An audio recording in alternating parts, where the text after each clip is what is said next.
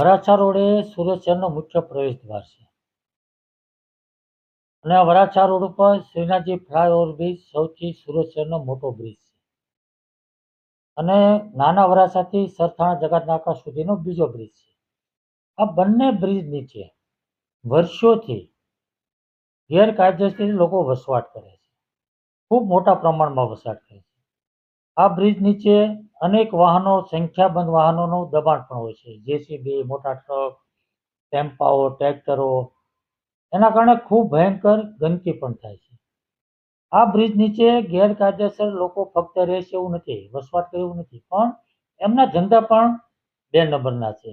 દારૂ, જુગાર, ડ્રગ્સ, ગાંજા, અફીણ, અનેક પ્રકારના ન્યુસન્સ એ લોકો પીવે પણ છે અને વેચે પણ છે. અને અનેકવાર પોલીસે ત્યાં રેડ પાડીને પકડ્યા પણ છે અને મ્યુનિસિપલ કમિશનરને પણ ખબર છે. એટલે આ ત્યાં લાખો લોકો રોજ રોડ પર નીકળે છે, પોલીસ પણ નીકળે છે, કોર્પોરેશનના અધિકારીઓ પણ નીકળે છે. આ બધાને આ પ્રશ્નની ખબર છે અને વર્ષોથી લેખિત મૌખિક રજૂઆતો થઈ રહી છે, પરંતુ આ પ્રશ્નનો હલ કાયમિક રીતે થતો નથી.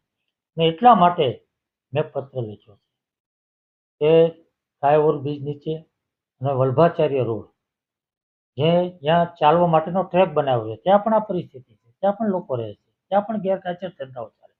તો આ બંને રોડ ઉપર આ ન્યુસન્સ દૂર થવું જોઈએ, એની સામે કડક કાર્યવાહી થવી જોઈએ અને કાયમી હલ થવો જોઈએ. અને એટલા માટે મેં મ્યુનિસિપલ કમિશનર અને પોલીસ કમિશનરને બંનેને પત્ર લખ્યો છે કે બંને સંકલન કરી સંયુક્ત રીતે આ કાર્યવાહી કરી અને કાયમી ધોરણે આ પ્રશ્ન હલ કરવા માગો છે કે કેમ, અને કેટલા દિવસમાં હલ કરવા માગો છો એનો લેખિત જવાબ મેં માંગ્યો છે. એટલા માટે